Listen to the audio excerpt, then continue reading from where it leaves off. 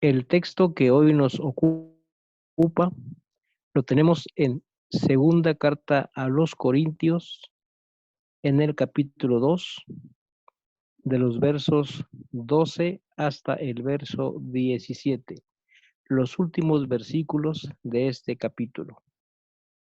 Y dice así: Cuando llegué a Troas para predicar el Evangelio de Cristo, aunque se me abrió puerta en el Señor, no tuve reposo en mi espíritu por no haber hallado a mi hermano Tito. Así, despidiéndome de ellos, partí para Macedonia. Mas a Dios gracias, el cual nos lleva siempre en triunfo en Cristo Jesús y por medio de nosotros manifiesta en todo lugar el olor de su conocimiento.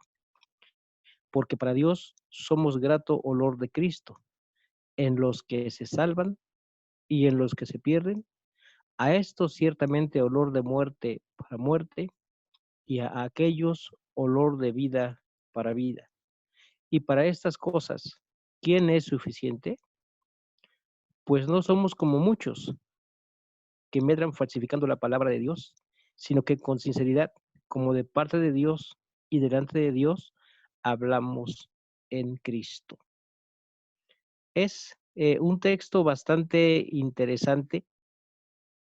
El apóstol Pablo escribe en su segunda carta a los Corintios con la intención de animar a la iglesia, con la intención de motivarla, con la intención de afirmar sus pies, de afinar su visión, ya que ha estado la iglesia viviendo tiempos difíciles y el apóstol en la sabiduría que tiene sabe que la iglesia continuará viviendo tiempos difíciles. Es tiempo para testificar. Y el apóstol Pablo lo que va a hacer aquí, y yo quiero tomar esta expresión como título de esta presentación, darle a la iglesia en Corinto los pasos para tener un testimonio congruente. Así es como yo le quiero llamar en esta hora, ¿sí? Son los pasos para tener un testimonio congruente. Entonces, el apóstol Pablo escribe pensando precisamente en la necesidad que está viviendo la iglesia y profundiza en algunas situaciones donde quizás la iglesia no ha reparado, donde quizás los hermanos de cristianos no han visto la oportunidad para dar un testimonio limpio, un testimonio puro y un testimonio santo. Normalmente en tiempos de aflicciones, lo único que vemos es el dolor de aquello que nos agobia, la situación que nos lastima. Pero no miramos que allí en esa prueba, en esa lucha, siempre tenemos la oportunidad para brillar. Aprendí de uno de los escritores de liderazgo más famosos, más grandes que he conocido, acerca del principio de la oportunidad. Este hombre, en su libro Liderazgo que perdura en un mundo que cambia, me refiero a John Edmundo Haggai, habla acerca del principio de la oportunidad. Cuando nosotros tenemos una situación difícil, una situación complicada, por mucha que ésta sea, por muy difícil que sea la situación, es importante darnos cuenta que allí hay una oportunidad. Si algo ha salido mal hoy, es importante aprovechar la oportunidad para esforzarnos y hacer que las cosas mejoren a partir de allí. ¿Perdiste el trabajo? Es la oportunidad para tener un trabajo mejor. ¿Estás enfermo? Es la oportunidad que tienes para mejorar tu salud. ¿Estás en crisis? Es la oportunidad para cambiar hábitos. Pues bien, algo así es lo que el apóstol Pablo está diciendo a la iglesia. Tenemos que aprovechar la oportunidad. Tenemos recursos grandes como iglesia. Estamos en Cristo. Tenemos recursos grandes que solamente allí, en Cristo, los vamos a poder encontrar. Entonces, vamos a mirar, por favor, en lo que este versículo nos enseña. El primer punto lo vamos a encontrar en los versículos 12 y 13. No negamos las aflicciones. Vamos a leerlos. Dice así: cuando llegué a Troas para predicar el evangelio de Cristo, aunque se me abrió puerta en el Señor, no tuve reposo en mi espíritu por no haber hallado a mi hermano Tito. Así, despidiéndome de ellos, partí para Macedonia. Bien, vamos a ubicar cómo aquí el apóstol Pablo está mencionando que él llevaba una intención al llegar a cierta ciudad. Él llevaba una intención. La intención era predicar el evangelio. Él incluso explica, tenía las puertas abiertas en ese lugar. Significa, quizás, si ubicamos algo así como lo relacionamos con la parábola del sembrador, digamos que estaba llegando a un lugar donde él sabía que había buena tierra. Ustedes van a ubicar que en la parábola del sembrador se nos habla de la semilla que cae junto a las piedras, junto al camino, entre los espinos y abrojos, y aquella que cae en buena tierra. Entonces el apóstol Pablo estaba ubicando este lugar como esa tierra fértil para el evangelio, esa tierra fértil para la palabra. Y él dice, tenía todo puesto allí para predicar. Allí estoy seguro que iba a haber una gran cosecha. Pero esto es muy importante. El verso 3 te explica, no tuve reposo en mi espíritu. Significa, yo tenía un problema, tenía una aflicción. ¿Cuál era la aflicción? No encontró a un amigo entrañable y se preocupó. Él pensó que allí estaba Tito, no lo encontró, se preocupó. Y eso no le dejó en paz para predicar el evangelio con esa pasión que él acostumbraba a hacerlo. Por lo que no negó que efectivamente la preocupación agobiaba su mente, la preocupación agobiaba su corazón porque no encontró a Tito en ese lugar. No nos dice más la carta, no nos dice si quizás estaba pensando que él podría estar en peligro, quizás no habían sido congruentes los tiempos donde sabía que iba a encontrar a Tito, pero dice, me preocupé, me afligí. Es decir, él está aquí aceptando que una persona puede tener preocupaciones. Entonces, es muy importante poder ubicar, nosotros también tenemos preocupaciones, nosotros también tenemos situaciones que nos agobian, que nos lastiman, que nos inquietan. Esto es definitivo. Él buscó, incluso dice, despidiéndome de ellos, partí para Macedonia, porque él estaba buscando una respuesta con respecto a Tito. Quizás partió de Troas, caminó rumbo a Macedonia pensando que allá iba a saber algo de Tito. Entonces el apóstol Pablo sale hacia allá buscando poner tranquilidad en sus pensamientos, calmar la zozobra de su corazón. Y eso es lo que hacemos nosotros siempre, definitivamente. Siempre cuando tenemos un problema, tenemos algo que nos lastima, algo que nos agobia, buscamos inmediatamente una respuesta. Tomamos en ocasiones medidas desesperadas. ¿Cuántos de nosotros no hemos escuchado la expresión destapas un hoyo para tapar otro? Y nos metemos en situaciones complicadas. ¿Qué tal aquella de saliste de Guatemala para entrar a Guatepeor? Porque en ocasiones las decisiones son precipitadas. No estoy diciendo aquí que el apóstol Pablo haya tomado una decisión precipitada, de hecho no lo voy a juzgar yo, porque yo me pregunto, bueno, ¿cómo es posible que si tenía mucho campo para predicar en ese lugar, él hubiese preferido salir porque no encontraba a Tito? Me pregunto, ¿cómo es posible que él prefirió ir a buscar a Tito que aprovechar ese terreno fértil para predicar? Yo diría, cualquier otro predicador sensato hubiera hecho todo lo contrario, se hubiera quedado aprovechando la oportunidad, sabiendo que pues voy a dejar que mi amigo descanse en el Señor y yo también descanso en el Señor y vamos a ver que el Señor tome el control de la situación. Sin embargo, él está reconociendo que el agobio le ganó, el agobio creció y que eso le dejó una inquietud tremenda. Si en alguna ocasión pues nos agobiamos de tal manera, sí es importante poder ubicar que quizás no debemos sentirnos mal por eso, Es normal que el agobio nos gane en algunas ocasiones. Hoy mismo estamos viviendo tiempos de crisis y nos preocupa lo que está pasando a nuestro alrededor, lo que puede ocurrir con nuestra familia, con nuestros padres, con nuestros hijos. Nos preocupa lo que pueda pasar con el familiar enfermo, etcétera. Hoy mismo estamos viviendo tiempos de agobios que son definitivamente situaciones dignas de atender. Quizás también estamos con la zozobra y no tenemos reposo en nuestro espíritu, no tenemos reposo en nuestro corazón y tomamos medidas urgentes. Bueno, pues no tenemos por qué sentirnos mal. Eso es lo que hizo el apóstol Pablo. No negó su aflicción, reconoció su aflicción. Pero vamos a continuar leyendo porque vamos a ubicar otras cosas importantes aquí. Pero ese primer punto es necesario recordarlo. No negamos las aflicciones. Es parte importante del conocernos a nosotros mismos. No negar lo que nos lastima, no negar lo que nos duele, no negar cuando hay algo que nos acongoja, que nos quita el sueño, pero también saber que en todo momento podemos descargar esto en la presencia de Dios, porque Él conoce nuestra aflicción, porque Él conoce nuestro dolor, porque Él conoce la causa de nuestro llanto, la causa de nuestra angustia.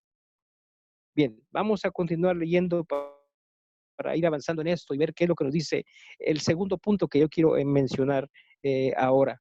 Vean el verso que sigue, el verso 14, pero no olvidemos, vamos a reconocer nuestras aflicciones. Vamos a ver ahora el verso 14. Mas a Dios gracias, el cual nos lleva siempre en triunfo en Cristo Jesús. Esa parte primera del verso 14, proclamamos el triunfo de Jesús. Fíjate bien, por favor. El apóstol Pablo explica ahora, mira hacia la cruz, mira hacia Jesús y entonces ve la obra de Cristo, ve la obra de Jesús. Él hoy, viviendo con varios años de diferencia a los tiempos en los que Jesucristo vivió, puede hacer un recuento de la obra del Señor Jesús. Sabe que Jesucristo vino y predicó entre los hombres, sabe que su mensaje se está extendiendo por toda la región. Él sabe que en algún momento determinado Jesucristo hizo obras de misericordia, de sanidad, alimentó a la gente, etcétera. Él sabe que Jesucristo fue juzgado y fue crucificado, que él había dado promesas de vida eterna. Él conoce al pie de la letra todo lo que la ley mencionaba acerca de Jesús y conoce la obra de Jesús de manera que sabe que toda la ley se cumplió en Cristo y que Cristo ha cumplido toda la ley. El apóstol Pablo está descansando en saber de una manera profunda debido a la intimidad que él tiene con el Señor. El apóstol Pablo pues conoce a detalle, él sabe, experimenta en carne propia que el Señor es el que da la victoria. Él sabe que Jesucristo en un tiempo atrás hizo algo impresionante, fue sepultado y al tercer día resucitó. Y entonces, en este verso 14, en esa expresión, nos lleva siempre en triunfo en Cristo Jesús, recoge toda esa obra de Jesucristo, toda la obra de Jesucristo. Él sabe y lo escribe en otra ocasión diciendo que a los que amamos a Dios, todas las cosas les ayudan a bien. Aún las crisis, aún las pandemias, todas las cosas les ayudan a bien. Eso es el pensamiento de una persona que se sabe victoriosa a pesar de cualquier circunstancia que puede estar enfrentando, porque sabe que su vida está guardada precisamente bajo el amparo del Dios omnipotente. Él conoce la promesa de que es Dios el que manda a su ángel para que acampe alrededor de nosotros y nos defienda. Él conoce las promesas de Dios de que Él caminará con el creyente todos los días hasta el fin del mundo. Entonces, Él resalta precisamente que al estar en Jesucristo tenemos una victoria, pero esa victoria es en Cristo, ¿no? Es un reconocimiento que Él hace. Y lo dice así, más, a Dios gracias. Vean la forma en la que está puesta este versículo. Si lo cotejamos con los 12, versos 12 y 13, los que leímos con anterioridad, donde él está reconociendo su aflicción, el verso 14 comienza con una palabra importante, una conjunción gramatical de tipo adversativa que nos indica que la segunda idea es mayor que la primera, la palabra más, y dice más, a Dios gracias. Sí, la aflicción me estaba ganando, pero ¿sabes qué fue lo que ocurrió? Y a lo mejor pasó esto cuando él ya había ido en camino a Macedonia. Es decir, sale de Troas pensando, voy afligido, Tito no lo encuentro, me está preocupando, y empieza a caminar rumbo a Macedonia. Y en el camino se acuerda, ah, caray, pero ¿por qué estoy afligido? Tenemos victoria en Cristo. ¿Por qué estoy preocupado? Si es Cristo el que lleva mis cargas. ¿Por qué estoy afligido? Si es Dios el que me sostiene. Eso es lo que ocurre. Entonces, cambia ese pensamiento de la aflicción y resalta la idea de la victoria. Eso es lo que está haciendo el apóstol Pablo. Hoy la situación es adversa y nos agobia. Si es cierto, la enfermedad nos puede alcanzar, pero estamos en Cristo. Aunque mi vida aquí fuera tomada, yo sé que tengo salvación y vida eterna, porque esa es la promesa que yo he encontrado en la Escritura. Porque eso es lo que yo he encontrado en la Biblia. Y es mi decisión si yo me apropio de esas promesas. Durante muchos años, para mí, mi versículo de guerra, mi versículo de batalla, el que me ha sostenido durante más de 35 años, es aquel que está en Josué 1:5, cuando Dios habla con Josué y le dice, nadie te podrá hacer frente en todos los días de tu vida. Como estuve con Moisés, estaré contigo, no te dejaré ni te desampararé. Un día cuando yo hace más de 35 años leía este versículo, decidí apropiármelo, tomármelo. Yo dije, este texto es para mí, esto es lo que yo quiero. Así es como yo me quiero sentir, así es como yo quiero vivir. No quiero sentirme derrotado jamás. He tenido situaciones adversas, complicadas, que lastiman, pero una cosa queda clara. Yo tengo una promesa que un día decidí tomar para mí y decidí vivirla. Así que he llegado a creer precisamente que es Dios el que lucha mis batallas. Es Dios el que da la cara por mí, es Dios el que me defiende, es Dios el que me sostiene. Simplemente, bueno, pues creo que eso es lo que hizo este hombre. Estaba afligido y en un momento determinado, al ir camino hacia Macedonia, se acuerda de las promesas de Dios y entonces resalta la expresión y dice, más a Dios, gracias. ¿Por qué razón? Porque Él nos lleva siempre en triunfo en Cristo Jesús. Qué impresionante. Esta expresión literalmente significa, Él nos lleva en un desfile de victoria. Y te cuento cómo es la situación. En el pasado, cuando los emperadores, los generales entraban a las guerras, iban y vencían a los enemigos, ellos regresaban a la ciudad de origen y cuando iban entrando a la ciudad se hacía precisamente un desfile de toda la gente, el pueblo salía, la gente se formaba alrededor de las calles y tú lo has visto en las películas y entraba el cortejo precisamente, hasta adelante iba el emperador o iba el general o iba el que venía de la victoria, levantaba los estandartes, levantaba las banderas, le ponían laureles, pero atrás venía toda la corte, todos los tambores, las bandas, los ejércitos marchando y la gente aplaudiendo, levantando y ellos en medio como los protagonistas de la batalla, los que habían triunfado y estaban regresando victoriosos. En todas las ciudades se acostumbraba eso en tiempos de guerra. Pues esto es lo que dice el apóstol Pablo. Somos aquellos que van marchando en medio del mundo de triunfo en triunfo. Cualquier situación es una oportunidad para triunfar. Cualquier situación es una oportunidad para demostrar que tenemos victoria en Jesucristo. Hay enfermedad, hay crisis económica, hay algo que estás lamentando. tienes algún problema, porque tienes alguna escasez, falta de trabajo, ocurrió algo, bueno, pues es una oportunidad para demostrar que eres un triunfante en Cristo, que la adversidad no te va a agobiar, la adversidad no te va a tirar. Si es cierto, no dejamos de reconocer que algo en el pasado nos ha agobiado, pero hoy en nuestro presente simplemente vamos a reconocer la victoria en Cristo.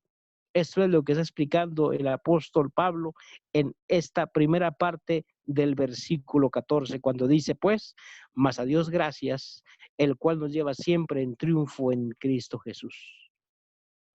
Vamos a ver el tercer punto. Allí mismo en ese verso 14, la parte B dice, y por medio de nosotros manifiesta en todo lugar el olor de su conocimiento. Ahora, ¿qué hacemos nosotros? Proclamamos el triunfo de Jesús. ¿Sí? Eso hacemos. Proclamamos el triunfo de Jesús. Por supuesto, para que haya habido un triunfo tuvo que haber una guerra.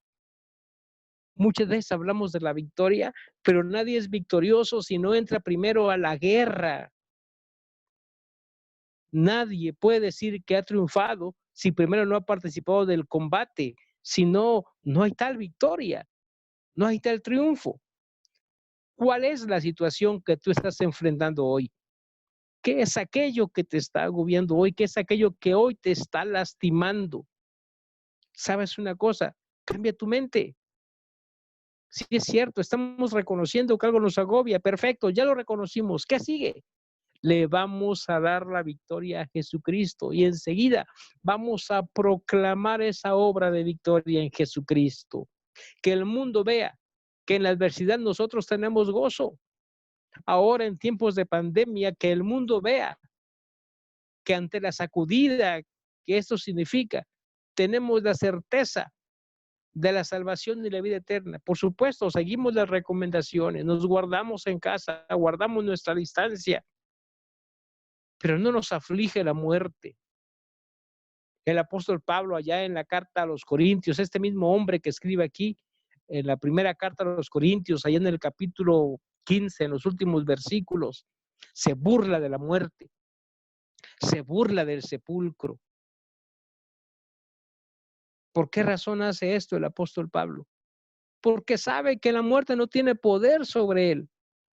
Él mira hacia la cruz de Jesús, él mira hacia la tumba de Jesús y la tumba está vacía, porque es la evidencia palpable de que Jesucristo resucitó. Por esa razón, es la evidencia palpable de que un día Cristo venció aquello que el hombre dice que es imposible vencer. ¿No es cierto que tenemos un dicho que circula entre la humanidad? Para todo hay remedio, menos para la muerte. Pues, ¿qué crees? Nosotros tenemos el remedio contra la muerte, se llama Jesucristo. Jesucristo ha vencido a la muerte. Y la promesa de Jesús es que un día, así como Él resucitó, resucitará también a los suyos. Es decir, los suyos participarán también de esa misma victoria de Él venciendo a la muerte. Y dice la Biblia, lo profetiza claramente y dice, y la muerte no existirá más. La misma muerte morirá, la misma muerte será destruida para dar paso a la vida que encontramos en Jesucristo. Y ese es el mensaje, pues, que debemos de proclamar. Esa es la victoria de Jesucristo.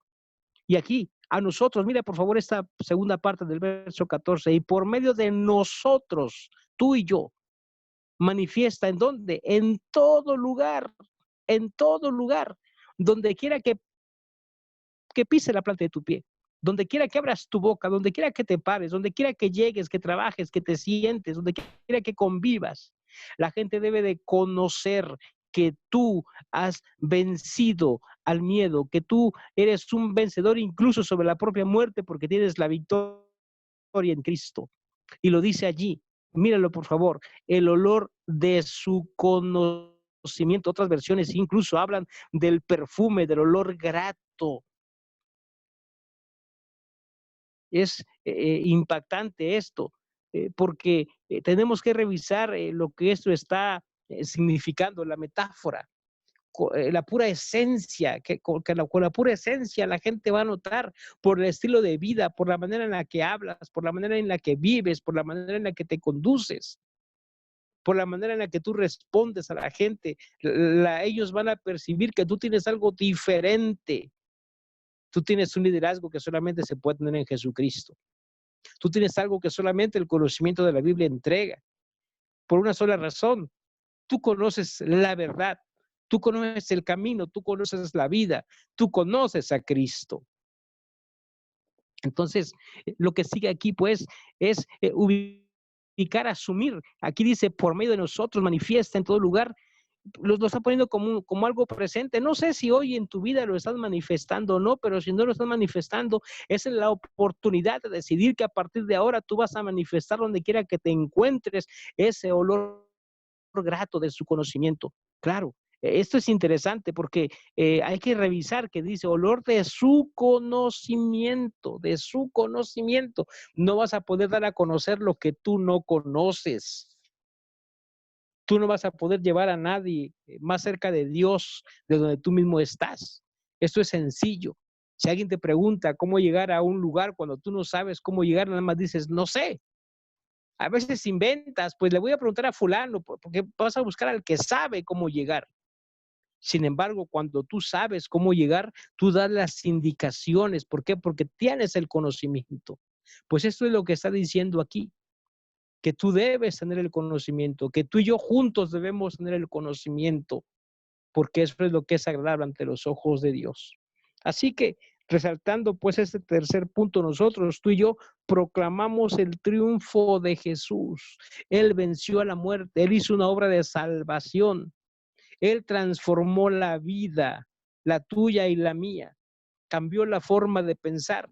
Nosotros los que antes amábamos al mundo, no amamos más al mundo, ahora amamos el reino de los cielos. Nuestros valores son diferentes porque ahora creemos en el Dios que transforma, en el Dios que cambia, en el Dios que santifica las vidas. Ahora el estilo de vida es un estilo de vida santo, un estilo de vida puro que agrada a Dios, porque es lo que Dios demanda a nuestro culto racional, así de esa forma.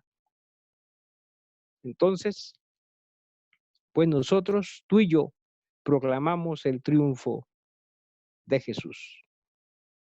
Ve, por favor, como parte de los pasos del testimonio congruente. El primero, pues, lo recapitulamos, no negamos las aflicciones. 2, reconocemos la victoria en Cristo. 3, proclamamos el triunfo de Jesús.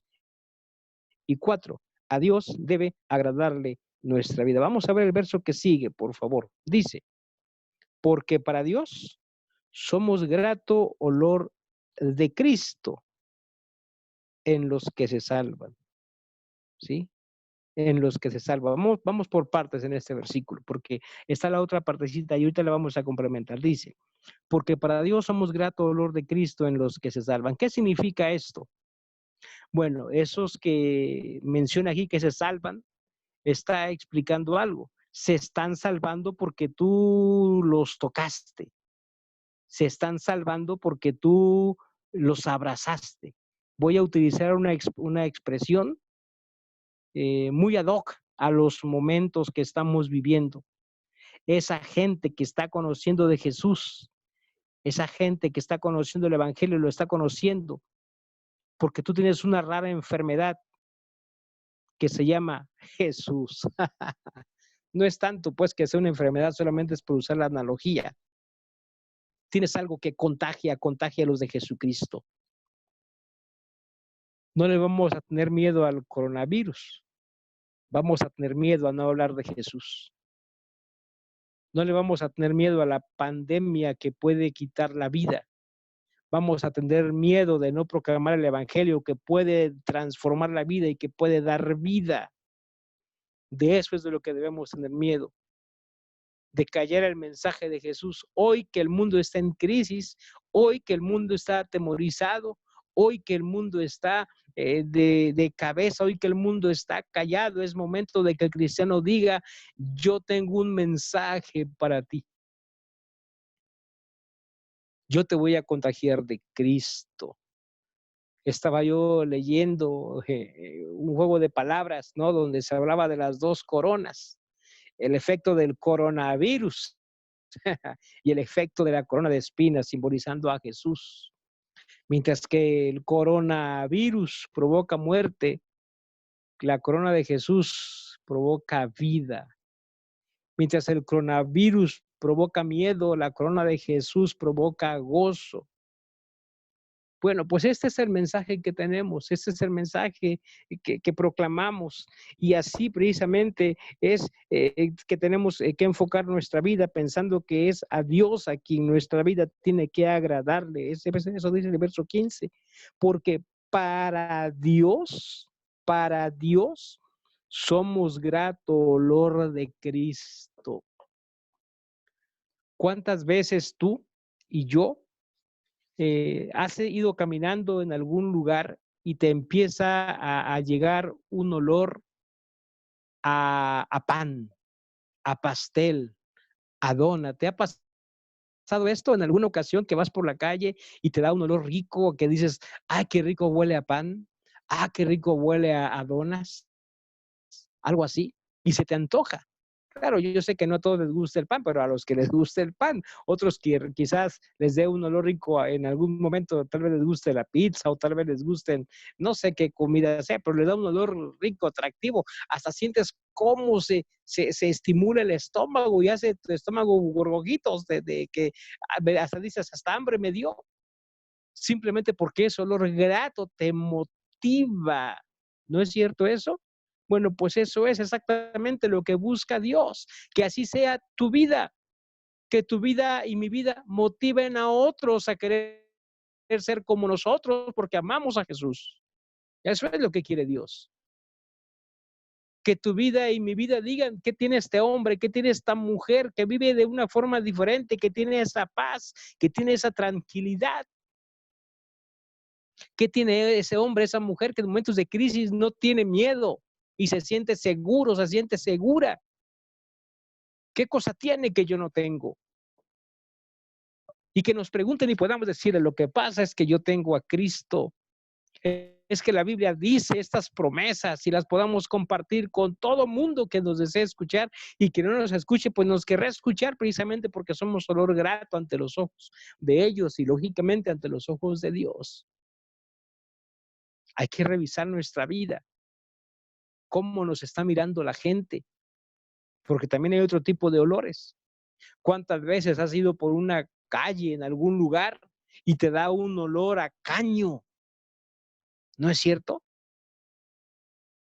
Y inmediatamente haces un gesto de repulsa, arrugas la cara, te tapas la boca. Mucha gente siente hasta la sensación de volver el estómago, del asco que eso le provoca.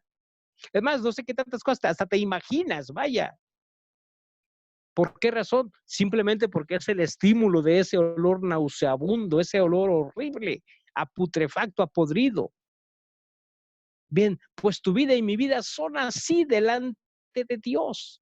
Tu vida y mi vida son así delante de la gente. Escuché a un pastor en alguna ocasión decir que hay dos razones por las que una persona no conoce el Evangelio de Jesús, no acepta el Evangelio de Jesús.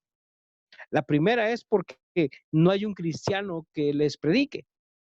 Esa es una razón por la que una persona no acepta el Evangelio, no lo conoce, porque no hay un cristiano que los predique. Y la segunda razón es porque sí conocen a un cristiano y no quieren ser como ellos. Cuando la gente nos mira, envidian nuestro estilo de vida, quisieran vivir como nosotros, o en ocasiones nos tachan de hipócritas, de mentirosos, de falsos, de dobles cara, de inmorales. ¿Qué es lo que piensa la gente? Quizás lo que estén pensando no lo puedo yo controlar, pero hay algo que sí puedo hacer. Y hay que preguntarse esto: ¿qué quiero yo que la gente piense de mí? Y sí es importante esto. Cuando estamos en Cristo, sí es importante qué es lo que piensa la gente de nosotros. Porque cuando estamos en Cristo, amamos a nuestro prójimo como a nosotros mismos. Y sí es importante lo que la gente piensa de nosotros. A Dios le importa lo que la gente piensa de nosotros. Y si a Dios le importa, a mí debe de importarme. Dios quiere que a mí me importe lo que a Él le importa. Y entonces, pues, para Dios somos olor grato en Cristo, en los que se salvan. Ellos se van a salvar por ese olor, por ese testimonio, por esa vida que proyectamos nosotros. Pero cuidado, porque nosotros también podemos hacer el efecto de guillotina. Y si nos damos un olor grato, un olor puro, un olor limpio, podemos ser como una guillotina, donde la gente viene, pone la cabeza y nosotros solamente ¡paz! Damos el sablazo y la gente cae descabezada. ¿Cuál es el efecto que tú y yo queremos producir? ¿Efecto de salvación o efecto de perdición? ¿Efecto de transformación o efecto de guillotina? Es importante poder hacer esta pregunta, pero entonces tenemos que ubicar y centrarnos en este punto número 4. A Dios debe agradarle nuestra vida. Recuerda pues, para Dios somos grato olor de Cristo en los que se salvan. Vamos a ver qué dice la otra parte. Dice, y en los que se pierden. Y para esto vamos a hilar el versículo 16. Dice, a esto ciertamente olor de muerte para muerte. ¿Sí? De hecho, en un momento determinado, nosotros mismos no hay necesidad de hacer una situación mala para llevar la muerte. Nuestro mensaje va a implicar dos cosas. Nuestro mensaje va a implicar vida para el que acepta el mensaje de Jesús y muerte para el que rechaza el mensaje de Jesús. Eso es definitivo. Pero una cosa es que el mensaje implique la muerte y otra cosa es que yo sea el canal de la muerte. Son cosas bien diferentes. Y entonces vamos a ubicar pues el siguiente punto, el versículo 5. Nuestro mensaje debe de ser impactante. ¿Por qué? Fíjate bien, verso 16, como parte de ese testimonio congruente. Nuestro mensaje debe ser impactante. ¿Por qué? Porque nosotros vamos a producir dos efectos. Mira el verso 16. A estos, ciertamente olor de muerte para muerte, y a aquellos, olor de vida para vida. Qué impactante esto. Nuestro mensaje, querramos o no querramos, va a provocar dos efectos. Mensaje de salvación y mensaje de perdición. Mensaje de muerte y mensaje de vida. Eso es lo que va a provocar el testimonio, eso es lo que va a provocar lo que nosotros hagamos, decimos. La conducta no se limita a lo que hacemos, también tiene que ver con lo que hablamos. Es importante poder ubicar esta situación. Nuestro mensaje es un arma de doble filo y bien filosa esa arma. Yo recuerdo en alguna ocasión haber visto en una película cómo afilaban antaño las espadas. Le sacaban tanto filo que luego tomaban un pelo, dejaban caer por encima de él el cabello y entonces el cabello se partía en dos, pero no creas que era el cabello a lo largo, sino por el centro, el centro del cabello, y ese se partía en dos. Quizás una situación exagerada, pero era para ilustrar la situación del doble filo de la espada y del filo enorme que tenía cada lado. Por eso este verso 16 lo explica así. Nuestro mensaje va a provocar un efecto doble. Para unos va a ser muerte y para otros va a ser vida. Eso es inevitable. Pero ahora la situación aquí radica no en la parte inevitable, sino en la parte real, en la parte que yo puedo controlar. El mensaje que yo estoy pasando, ¿es un mensaje de vida o es un mensaje ambiguo que pareciendo de vida está implicando la muerte? Es decir, ¿soy un lobo con piel de oveja? ¿Es así? ¿Tengo una doble intención en mis palabras? ¿O realmente quiero llevar el mensaje de pureza, de santidad, el mensaje transformador de Jesús, el mensaje perdonador, el mensaje de misericordia, el mensaje de esperanza, de renovación, de vida eterna? Es importante que yo pueda revisar, pues, que mi estilo de vida sea congruente, es decir, mis palabras con mis acciones, mis pensamientos con mis palabras y mis acciones, que toda mi vida, todo mi entorno pueda tener una sola esencia, y esta esencia tiene que ser Cristo y su palabra, nada más. Debo ubicar que en mi vida la dirección que debo tener solamente se llama Espíritu Santo, y es únicamente esta quien tiene que moverme, quien tiene que sacudirme, quien tiene que guiar mis pies. Mi única directriz es la Biblia y no puedo hacer otra cosa si es que yo quiero agradar a Dios. Entonces, es importante, pues, tienes que ubicar esto. Nuestro mensaje debe ser impactante, pero con intención. ¿De qué forma vas a impactar tú? Si te estás dando cuenta que el mensaje que estás proclamando en tu estilo de vida no es un mensaje que impacte, es momento de transformar. Hay que aprovechar esa oportunidad. para que a partir de ahora el mensaje sea impactante. ¿Cómo? Santificando la vida, orando, leyendo la Biblia para ver qué cosas debo ajustar, que la gente conozca que estoy caminando con Cristo, que la gente conozca que yo alabo su nombre. De eso se trata. Así que así es la situación. Nuestro mensaje con clara intención tiene que ser impactante. Vamos a concluir, vamos al último punto. El último punto te lo presento así. Dios es nuestro juez. Un testimonio congruente, ¿sí? Quiero llevarte a una situación como si esto fuera una situación de una corte, ¿no? En una corte hay un testigo, es el que da el testimonio, aquí tú eres el testigo. En una corte hay un juez, ¿sí?